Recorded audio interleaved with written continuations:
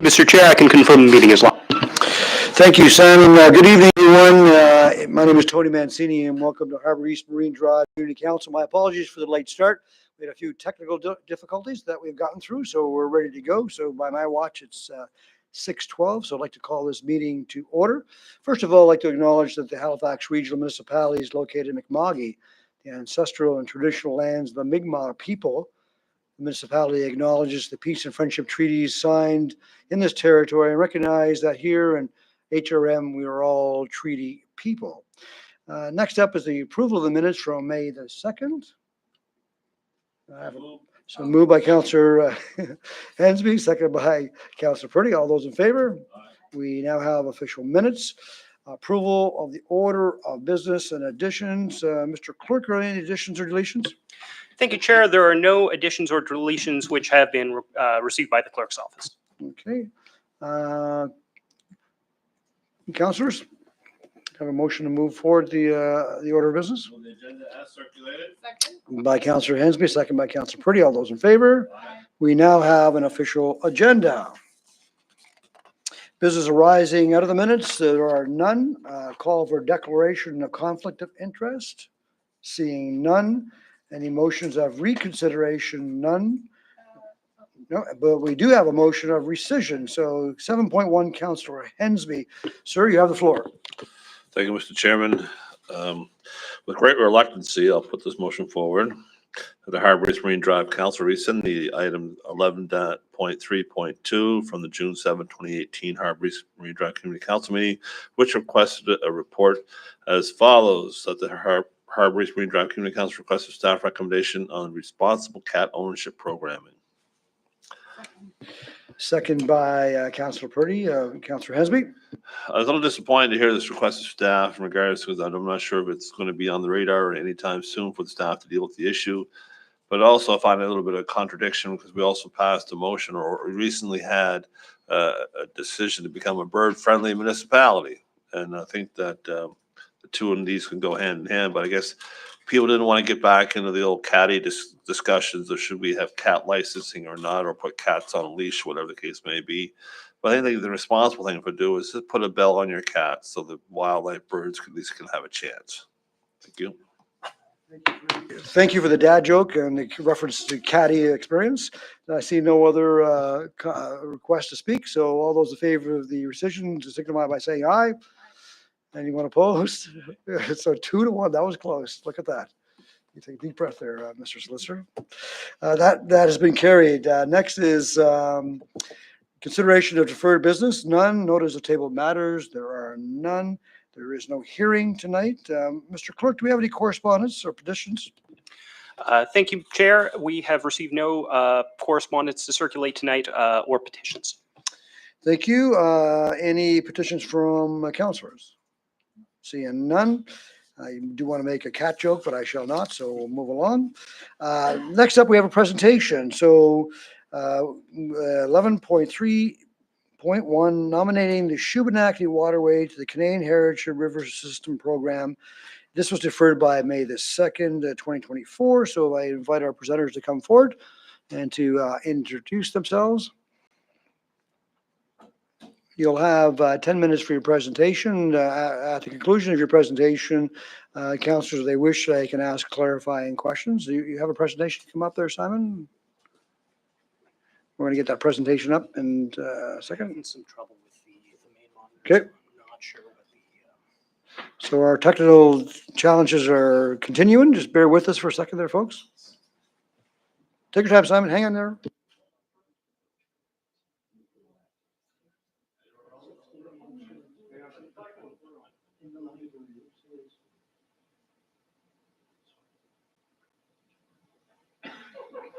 The wrong room.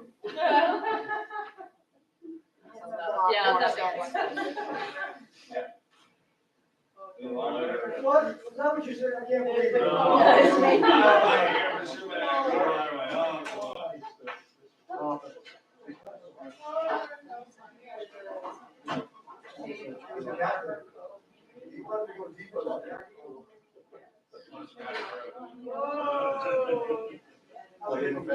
you go, Simon.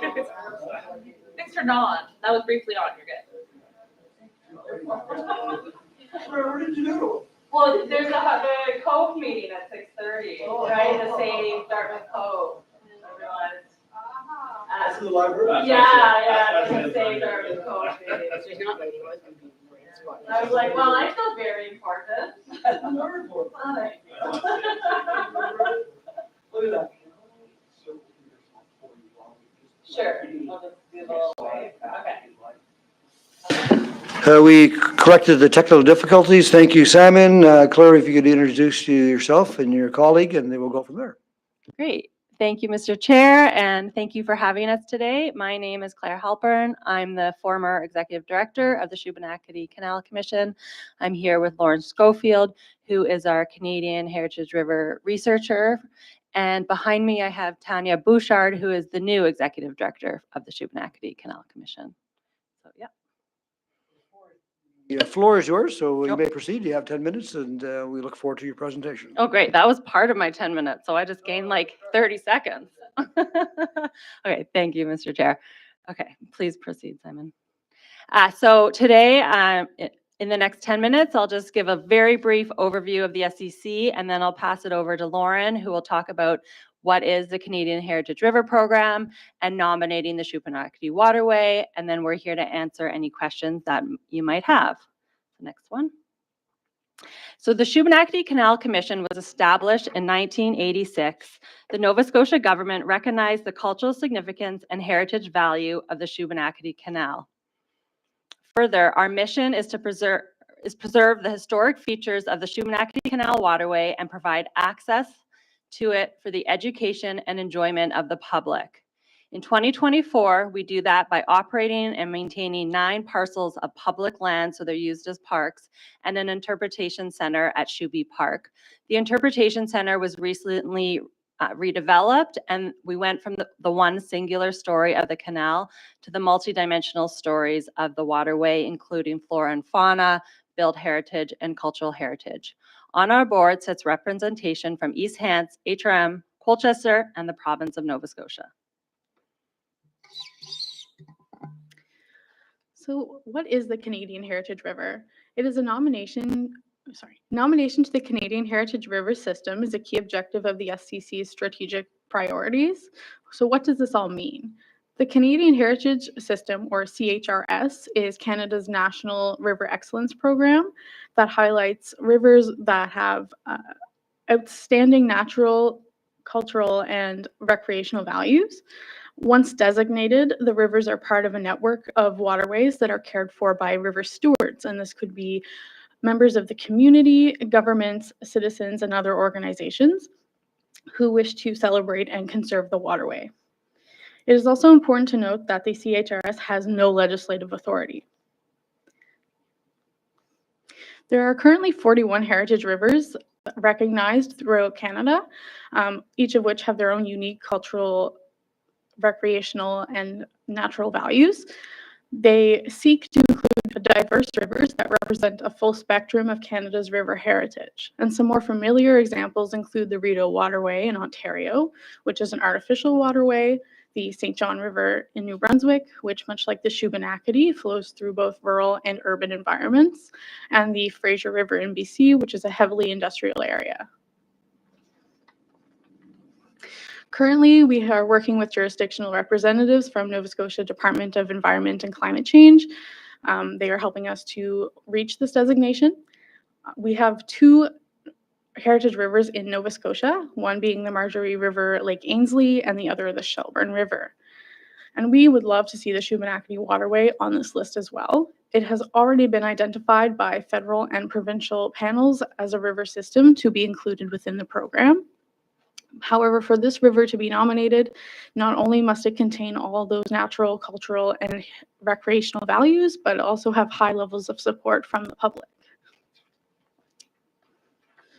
The water, shores, and people of Shubenacadie hold stories of thousands of years of Mi'kmaq life, of settlement by diverse groups, of industry, engineering, and labor, of conflict in Canada's residential school system, of resistance, and of care for the environment and recreation. Currently, support is growing for the Shubenacadie Waterway to be recognized at the provincial and national level for its cultural and recreational values, especially. There are also many benefits associated with this designation. This includes supporting tourism and attracting people to the waterway, celebrating and supporting the cultural connections of the Mi'kmaq within the waterway. Funders and investors may look favorably upon this program and potential opportunities for funding and other projects associated with this. It also helps to foster cooperative river management, bringing communities and organizations together through stewardship and the shared love and passion for the river system. It helps to connect people with the history of the waterway, both the colonial and the Indigenous histories, providing provincial and national recognition for the importance of the Shubenacadie Waterway. The designation process is a multi-step process, and we are currently in the midst of garnering a broad community support.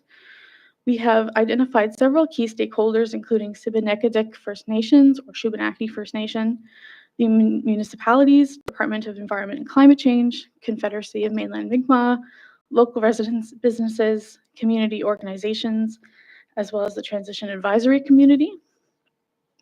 Currently, we have received support from the municipalities of East Hants and Colchester, as well as the HRM-CAO. We are also in the process of updating and completing a background study.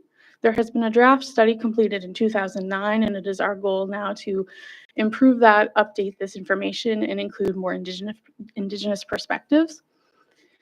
It is the goal of the study is to identify the natural values, cultural values, and recreational values of the waterway, and funding has been received through Parks Canada to do so.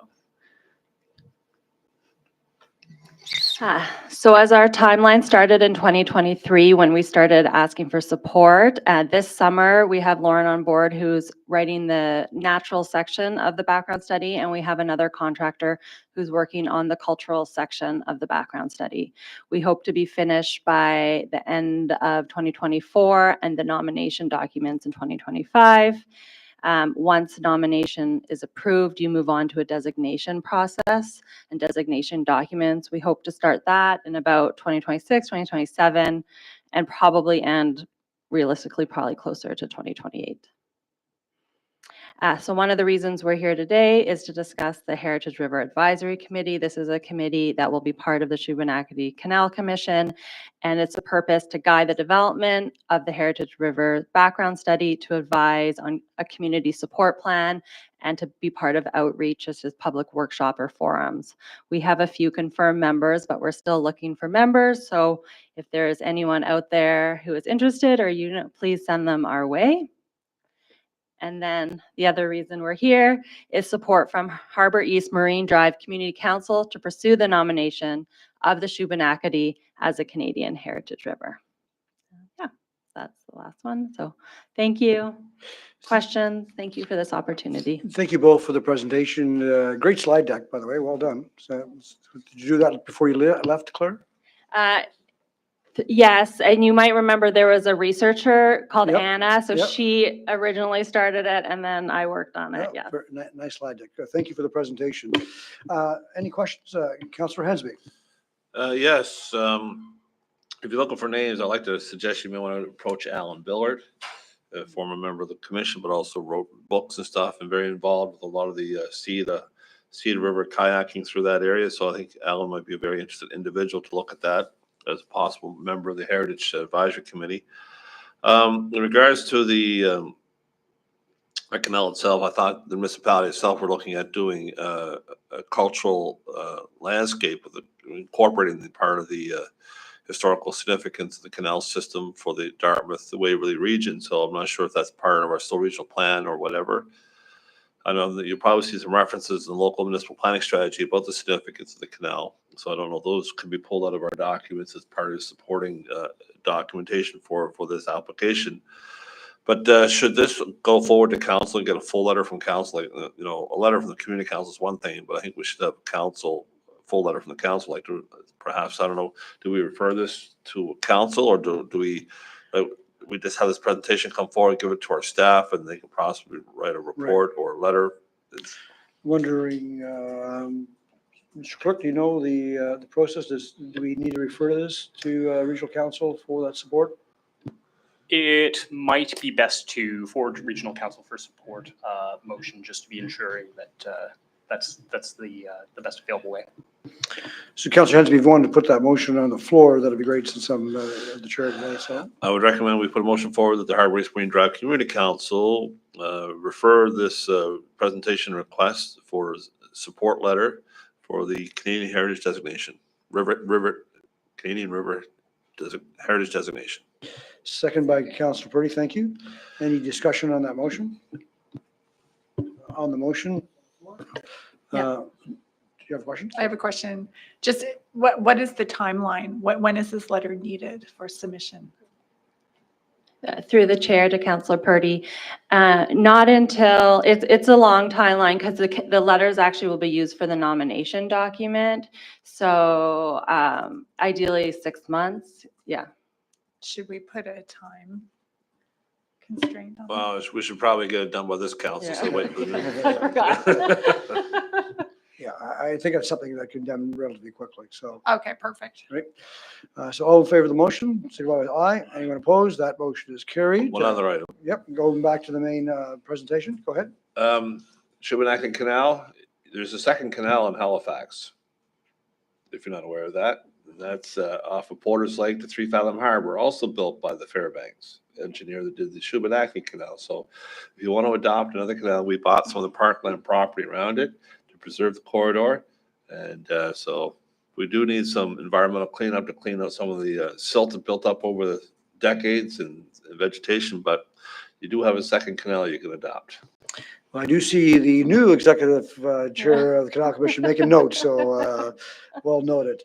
So to both of you, thank you very much. All three of you, thank you for the work. I'm obviously biased since I do sit on the Canal Commission, but our canal is really important to all of Nova Scotia. So thank you for that work. I appreciate it very much for your time tonight. Great. Thank you. Now you could run up to that meeting that's really important, the one with the cameras are at up there. That's the most important. Thank you all. Okay, next is, this is the time of the meeting where we invite public participation.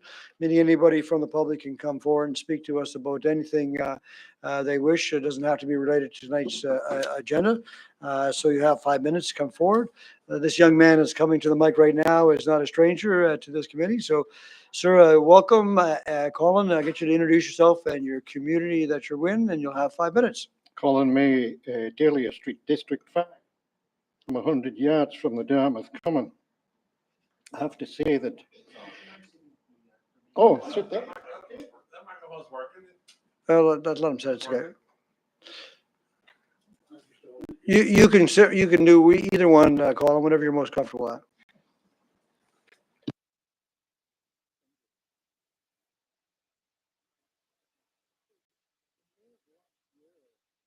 Much pestering of the Parks Department, I was able to take a couple of staff members through the park, particularly starting at the public cemetery, which is at the end of my block, where a significant number of headstones had been pushed over, and told them that I actually observed kids 13, 14-year-old pushing 3 over.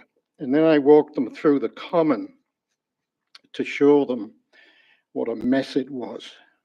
And we walked the whole way around. And at the time, there was not the concrete pavers that they have now with the throw a disc and maybe burn 5 calories an hour. So they ended up putting what we now have as pavers. We've lived on Dahlia Street for 41 years, and I have to say I've never seen the common in such parlous state as exists today. It is in terrible shape until you get down where the oven is, and the area that is most publicly visible is well maintained. When you come up, there are truck tires from the big F-150s or F-350s in the park. They were put there and also on down the bottom. And I'd spoken to Councillor Austin several years ago and suggested, you know, why don't they get a smaller truck that's more suitable to the terrain instead of one of these big things? Well, that went nowhere. Anyway, it's a mess. It's never been like that. So I don't see how you can continue throwing plastic discs on the common and maintain the state that it should be maintained at.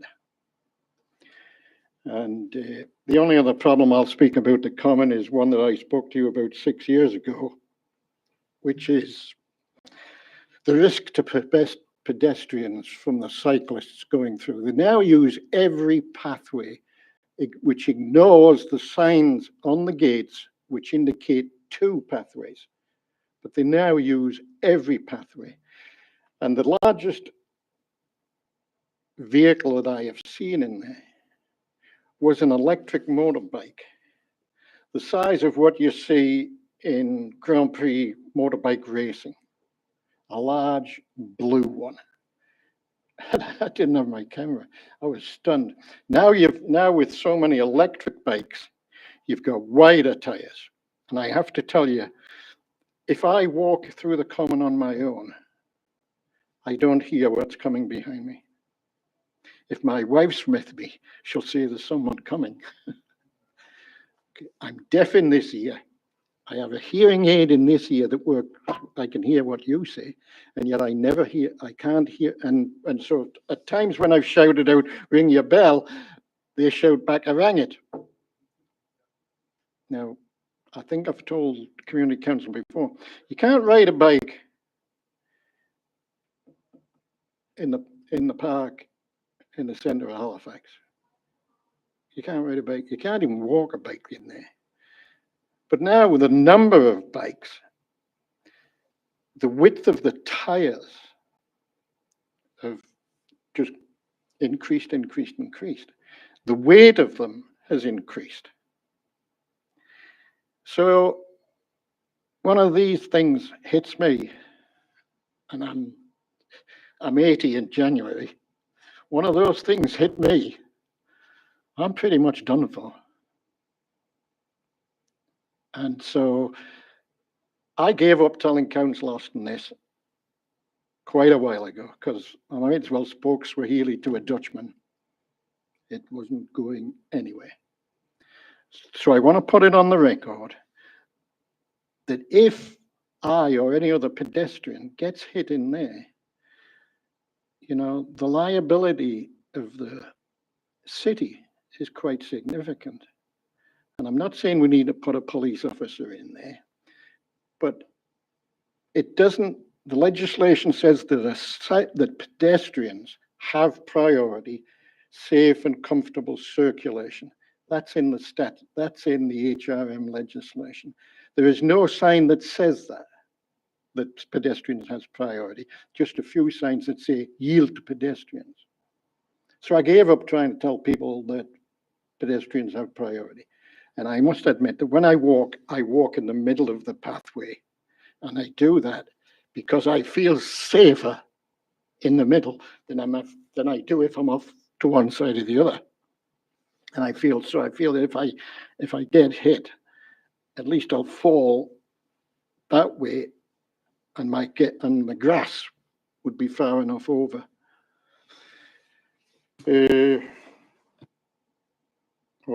That's totally off topic. Go and watch TVO from Monday, where the pollster on innovative research said that 76% of Canadians under the age of 40 believe they will never own a home. And there was no way back for the Liberals. It was stunning. It is. I sat there and I couldn't believe it.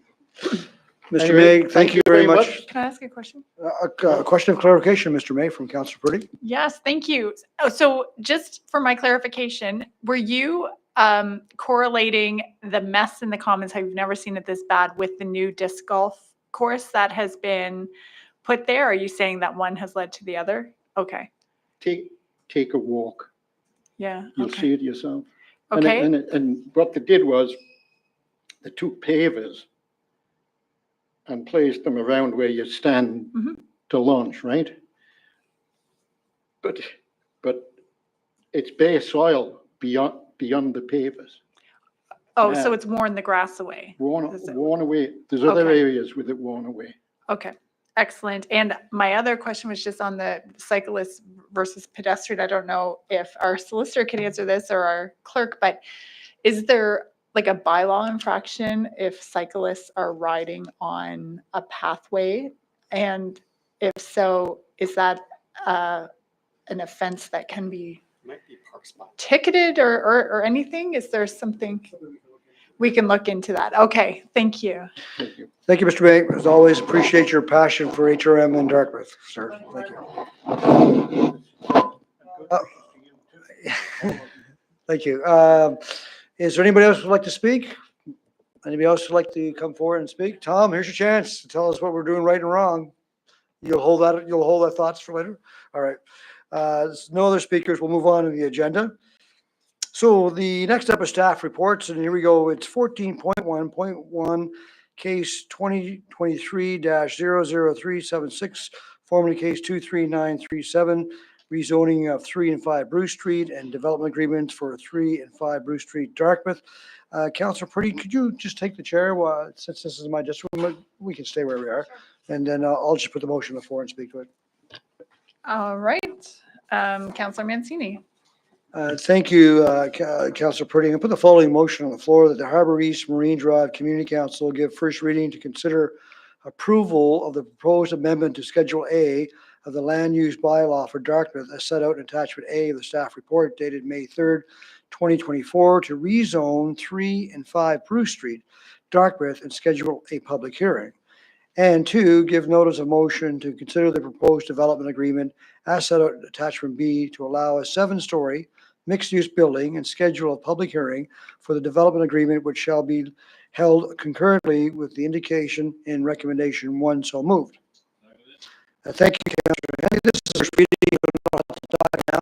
My main question is if this gets passed at this point in time, I'm hoping that we can look at the July date of regional council for the public hearing. I'm getting nods. Sorry? Yeah, go If ahead. no concerns for staff, no concerns for the clerk's office. I will not be here in July. Okay. Welcome, Theo Angel. Good evening, council. I just wanted to provide clarification. There was a reference to regional council. This stays with community council. Stays a committee. That's my mistake. Sorry, my apologies. Just wanted to make sure we had the right I schedule just in wanted to make mind. sure you were paying attention. That's all. So Did I obviously pass? you passed. So very good. I was wrong and you were right. That's right. So, but the July date, it looks like it's realistic for the public hearing on this. Yes, the July date would be fine for a meeting of Harbour East. Yeah. Great. So if there's no other questions? Okay, what is your wish? Question? Yes, okay, all in favor, say aye. Aye. Okay, all opposed say nay. That motion has passed. Back to you. Thank you. You must keep it on because the next one's mine too. Okay, go ahead, Councilor Mancini. I put the following motion on the floor that the Harbour East Marine Drive Community Council direct the Chief Administrative Officer to provide a staff report to consider amendments to the Dartmouth Land Use Bylaw to impose a maximum building height and minimum setbacks in the R1, R2, and TH zones. So moved. Thank you, Councillor Hensby. It was interesting during the Halifax Accelerating Fund discussion, it was discovered, I think staff knew of this ahead of time, but for myself, realized that in East Dartmouth, particularly Woodlawn area, there are no maximum heights. And so that needs to be corrected. I think staff are looking at it, but I want to be able to fast track that. So it was in response to a lot of discussion in the community during the HAF. So hopefully you'll support this and then staff will do their amazing work. Okay, so let's call for the question. All in favor, say aye. All right. And all opposed, say nay. No, that has passed. Okay, great, thank you. Thanks very much, Councillor Purdy. And just to wrap up the rest of the agenda, there's no added items. There's no notice of motions, I believe. Nope. And the day of the next meeting is July 4th. Regrets for Councillor Hensby. He'll be doing wonderful things in other places. And that comes from an adjournment, so we can have somebody move an adjournment. And that meeting is adjourned. Thank you, everybody. We apologize for the initial delays in the meeting, but we're all set. Simon is going to go home and have a big glass of milk. Thank you, Mr. Chair.